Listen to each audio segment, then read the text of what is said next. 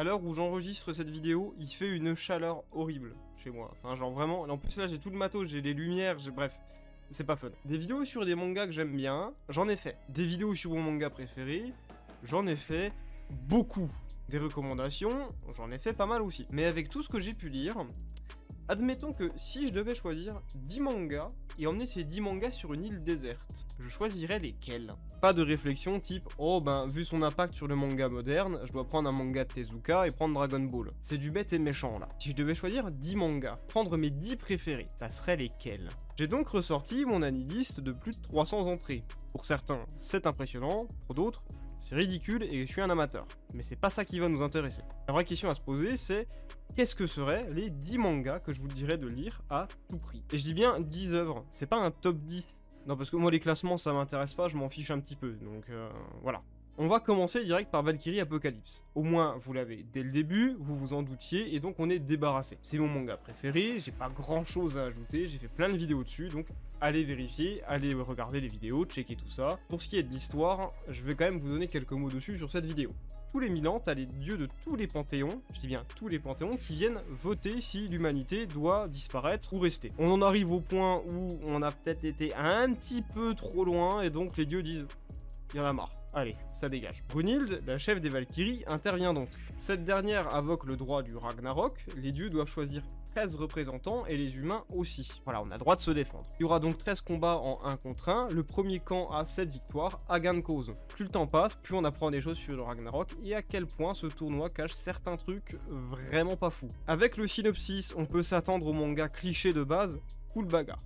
Mais n'écoutez pas les influenceurs qui en font la promotion, parce qu'ils ont été payés pour lire un seul tome, et ça les intéresse pas. Le manga est très fluide à lire, le manga est surtout super beau, et le manga n'est pas tant un manga de bagarre que ça au final. La bagarre c'est plutôt un prétexte pour vous parler des personnages et les développer, ce qui fait que c'est nettement plus intéressant. Petit conseil cela dit, regardez pas l'anime, sous aucun prétexte, c'est vraiment pas bien. Le deuxième manga que je vais vous proposer, et ça semblera être une blague, mais ça l'est pas du tout. Je dis bien manga surtout, hein. Il n'y aura aucun anime dans la liste. Sinon j'aurais mis Samurai Champloo et Cowboy Bebop. Bref, le manga dont je vais vous parler là, c'est Yotsuba. Yotsuba, c'est une gamine de 4 ans qui est... une gamine de 4 ans, quoi. Vous savez à quel point c'est teubé un enfant de 4 ans? C'est pas malin. Et donc le manga, c'est beaucoup de gags autour de son innocence et autour d'elle. Je trouve pas spécialement de profonde leçon de vie à ce manga, je trouve pas une profondeur exceptionnelle non plus. Mais par contre, voir cette gosse de 4 ans découvrir des trucs, te faire des réflexions d'enfant, se chamailler, s'amuser en te disant, je sais pas, genre d'applaudir une vache, c'est réconfortant. C'est super plaisant, et c'est encore plus avec des plans genre celui de la plage, celui où elle ramasse des galets. Et tu lis le manga, t'as l'impression d'être en vacances sous un arbre à l'ombre. Je peux pas décrire Yotsuba autrement que c'est une brise d'air frais. Vraiment, quand j'ai un coup de mou, j'aime bien lire un chapitre ou deux de temps en temps parce que ça va toujours me redonner un petit peu le sourire. Ce manga a le don de te remonter le moral quoi qu'il arrive. La troisième entrée de la liste, c'est Dungeon Meshi. J'avoue, quand tu vois le synopsis, tu te demandes ce que c'est que ce truc. Alors, pareil, j'ai déjà fait quelques vidéos dessus, mais même outre ça, le manga est incroyable. Je suis un gros amateur de manga comique et ça se voit à ma tête. J'adore rire. J'en parle moins souvent, mais maintenant au moins vous êtes au courant, j'aime beaucoup ça. Et Dungeon Meshi est juste trop bon dans ce domaine. J'exagère pas, hein, quasiment tous les gags ont fonctionné sur moi. Presque tous. La vraie force du manga, c'est que les gags fonctionnent, les moments sérieux et émotionnels fonctionnent, l'écriture des personnages fonctionne, et surtout, c'est beau. Plus ça passe, plus les plans sont magnifiques, et franchement, la conclusion du manga, je la trouve exceptionnelle aussi. C'est même frustrant que le manga fasse tout ça aussi bien. L'histoire, en plus, le synopsis de base, il n'est pas transcendant, hein. C'est un groupe d'aventuriers qui, pour sauver un de leurs potes, descendent dans le donjon sans provision et décident de manger les monstres. Rien à ajouter, on dirait les clichés de manga comique fantasy comme on en voit une pelletée exceptionnelle, mais c'est pas juste le manga à tirer son épingle du jeu, c'est à mes yeux le manga est le meilleur dans ce domaine. Et même franchement c'est peut-être une de mes œuvres de fantasy préférées, ce qui est très fort pour un manga de bouffe quand même. En quatrième place, je vais vous mettre Akatsuki no Yona. C'est certes un des shoujo les plus connus et populaires, mais déjà autant le dire, ça doit être un des premiers shoujo que j'ai lu. Et la folie de cette histoire, c'est que à mes yeux, avec tout ce que j'ai lu après, c'est toujours un des meilleurs shoujo que j'ai pu lire. Pourtant, on te vend le truc comme assez basique, hein. C'est l'histoire d'une princesse déchue qui va se rebeller et essayer de récupérer son trône et son royaume. Et bah si je m'attendais à la suite... Déjà dans le manga, il y a Ak, qui est sans doute un de mes personnages préférés, mais mis à part, je vous promets que si vous aimez les scènes un peu clichés où un mec qui se bat tient seul face à une armée, Yona, vous allez adorer ça. Hein. Et en plus de ça, c'est sans le cliché de Yona, donc la protagoniste qui est une petite fille niaise ou une pauvre petite princesse et pleurer et tout. Et surtout, l'autrice elle arrive à faire ça. Commencez pas à me prendre la tête avec auteur-autrice, les deux fonctionnent. Mais surtout, Yona elle tombe pas dans l'autre extrême. Vous savez, le personnage féminin inutilement badass et en mode bon, on veut des personnages féminins comme ça, alors que c'est pas intéressant du tout. C'est-à-dire que là, ils ont réussi à faire un personnage féminin sérieux, fonctionnel, qui garde une part de féminité en toutes circonstances. C'est une réussite totale. Du point de vue écriture, tu peux pas faire mieux. Pour la 5e entrée, on va rester sur les shoujo, je vais vous parler de foot basket. Quel hasard, il y a aussi une vidéo dessus, on dirait presque que les mangas dont je parle, c'est des lectures que j'apprécie. C'est fou, non? Ça commence par une fille qui est SDF. Désolé Toru, mais c'est ta situation au début du manga, tu es SDF, tu vis dans une tente. La famille Soma, qui est une famille de personnes littéralement maudites, et c'est pas une blague, hein, c'est le terme juste, ils sont maudits, la recueille et elle va essayer de briser cette malédiction avec le temps et en apprenant à les connaître. En termes de slice of life, c'est très bon. Mais en plus de ça, c'est, je pense, un manga qui parle mieux et traite le mieux la psychologie de ses personnages et leur traumatisme. Le manga a quelques défauts.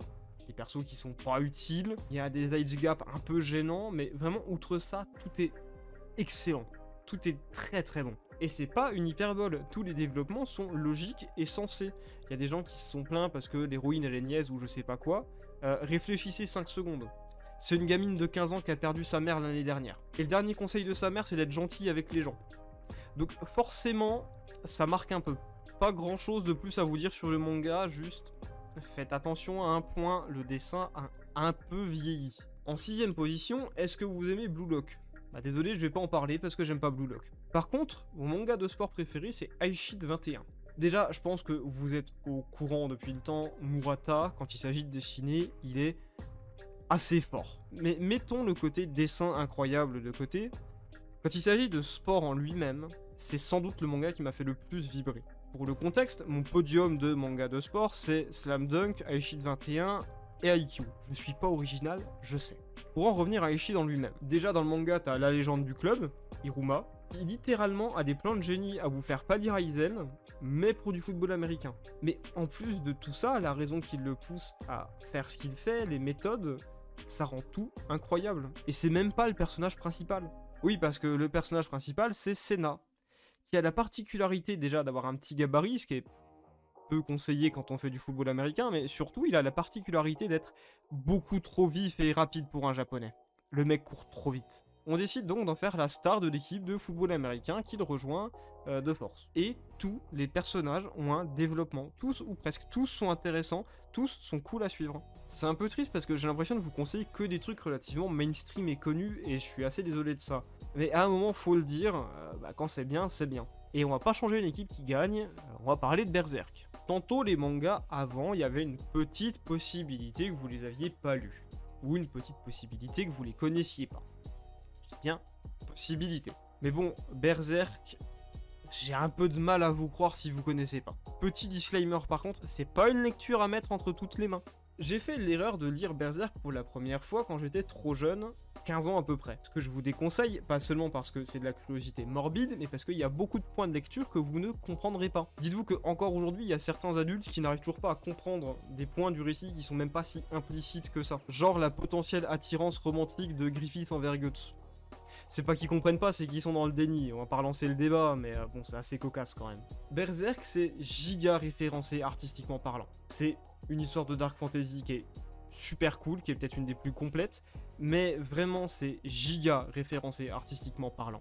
Il y a un Mythologix de Alt 236 dessus, je peux que vivement vous conseiller la vidéo parce qu'il en parle mieux que moi, mais c'est incroyable. Maintenant je vais vous parler de ma romance préférée, et cette romance là c'est pas March and Crown. On va parler de Kaoruana pour la 8ème position. Déjà, 1, c'est beau. 2, Netflix a décidé de faire n'importe quoi avec la diffusion hors Asie, mais ça, on a l'habitude. J'ai aussi vu des gens se plaindre que le manga était pas assez dramatique. Vous savez quoi? On a déjà une vie qui est pas géniale. c'est pas une raison que tout soit déprimant non plus. Et surtout, à chaque fois que les gens veulent du drama, c'est des dramas mais complètement clichés. Moi, ça m'intéresse pas. Les problèmes que rencontrent les personnages, c'est des problèmes qui sont réalistes, auxquels on est vraiment confronté avec des bonnes solutions. Donc je vois pas pourquoi on se plaint. Vous lisez une romance où les choses avancent bien sans vous taper les sempiternels clichés, dramas et autres quiproquos qu'on nous sert à la pelle. Vous savez, le fameux triangle amoureux ou je sais pas quoi. Et franchement, quand vous faites des personnages secondaires comme les parents de Rintaro ou Subaru, franchement, c'est signe que le manga et les personnages du manga sont tous très bons. En plus, Kaoruana, ça se lit globalement très vite. Le titre français, si vous cherchez, c'est Bloom. C'est un peu plus simple comme nom. Jetez un coup d'œil même si vous n'êtes pas fan de romance, parce que même si moi je suis pas le plus grand amateur de romance de tous les temps, j'ai trouvé le manga vraiment super bon. Ça met du beau au cœur, donc jetez-y un petit coup d'œil, ça fait du bien parfois. En 9ème position, j'aurais bien mis Vagabond, mais c'est un peu vu et revu, considéré qu'il est dans le top, mais j'en parle pas pour vous faire découvrir autre chose. Parce que je dirais que Vagabond est à peu près à égalité avec le manga dont je vais parler là. En 9ème position, je vais mettre le meilleur manga de Urasawa. Meilleur manga qui, à mes yeux, n'est ni Monster, ni 20th Century Boys. Pourtant, les deux mangas sont exceptionnels. C'est vous dire le niveau du mec. À mes yeux, le meilleur manga de Urasawa, c'est Billy Bat. Imaginez qu'un dessin de chauve-souris s'adresse aux gens, que cette petite chauve-souris connaît le futur de l'humanité. Chaque fois, une nouvelle personne va dessiner ses aventures et prophétiser notre destin. On passe de la crucifixion de Jésus rien que ça. Avec au passage l'affaire Kennedy, des histoires avec des shinobi et tout, des manipulations, des coups d'état. On n'est pas sur un truc vraiment marrant.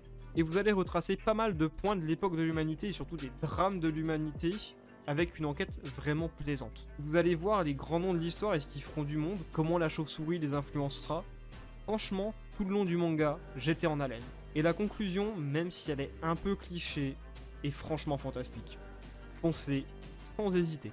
Et en dernière position, je vais vous parler des Enfants de la Baleine, qui est un manga beaucoup trop sous-estimé à mes yeux. Vous le savez depuis le temps, j'aime l'idée de SNK, mais j'aime pas SNK. J'aime pas comment SNK aborde ces sujets, j'aime pas le manga en général, c'est pas ma faute. Pour les Enfants de la Baleine, c'est les mêmes thèmes, mais ça, je trouve, marche beaucoup mieux. L'ambiance du manga, elle est particulière, le trait est différent de ce qu'on a pu voir par le passé, et c'est normal parce que c'est une ancienne assistante de Ghibli qui a fait le manga. Les personnages sont vraiment incroyables. Le flashback de Orca, juste le flashback du personnage de Orca, ça a fait de lui mon antagoniste ou un de mes antagonistes préférés. J'ai pas peur de le dire, j'assume entièrement. Vous savez quoi, on va même faire encore pire. Pour moi, Orca tabasse Seren. Pour moi. Et je suis prêt à quitter le fauteuil. C'est comme ça qu'on fait des stats sur TikTok, moi je sais. Sincèrement, les personnages comme l'ambiance, mais surtout l'écriture et l'univers du manga, tout ça, ça fait que vous devez lire Les Enfants de la Baleine, tellement tout est aussi idyllique et fantastique qu'horrible et traumatisant. Parce que gardez bien en tête que les acteurs principaux du manga, c'est des enfants. C'est fou parce que je vous ai pas du tout parlé de livres pour une fois. Et pourtant, il y a des livres que j'ai préférés à ces mangas, mais là, pour le coup, c'était pas le sujet de la vidéo. Je voulais vraiment vous parler de manga. Peut-être que les livres, on en parlera une autre fois. J'espère que la vidéo vous aura plu. C'était Béléus, et je vous dis salut à tous.